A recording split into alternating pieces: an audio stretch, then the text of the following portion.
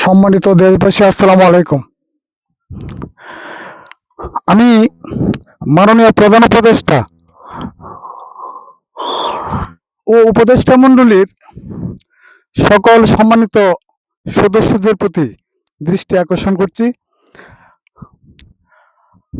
মাননীয় প্রধান উপদেষ্টা 2024-এর 5ই আগস্ট এই দিনটি কারোর জন্য আশীর্বাদ, আবার কারোর জন্য অভিশাপ।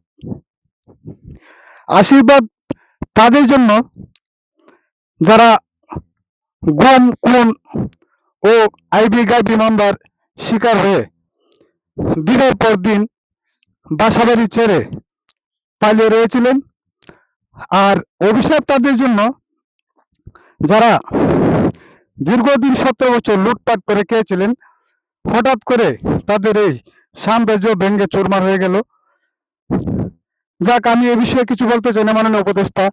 আমি বলতে চাই বাংলাদেশের 20 কোটি মানুষের জন্য কিছু কথা। মাননীয়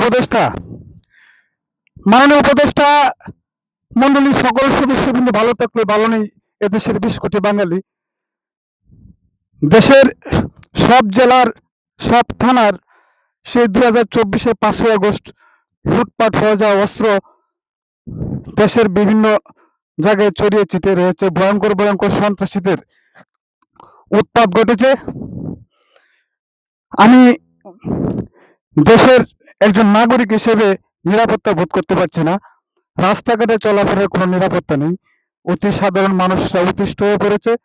আমি আপনার প্রতি বিনীত অনুরোধ করব, আপনি একটি সুষ্ঠু সুন্দর নির্বাচন দিয়ে একটি গণতান্ত্রিক দেশে একটি নির্বাচিত সরকার গঠন করবেন এবং দেশে স্বস্তি ফিরে আসার একটি সম্ভাবনা থাকবে।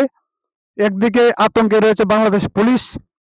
কিছু অসৎ পুলিশ অফিসারের কর্মকাণ্ডে আজকে দেশের সাধারণ পুলিশ ভাইয়েরা আতঙ্কিত।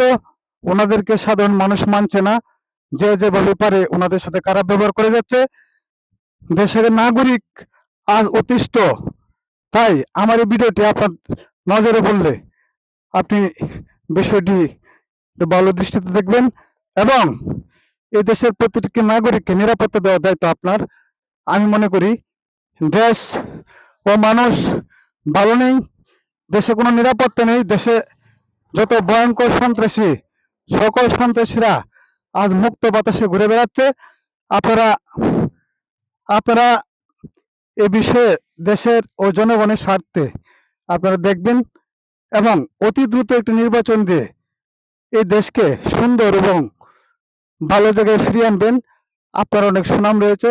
আসসালামু আলাইকুম।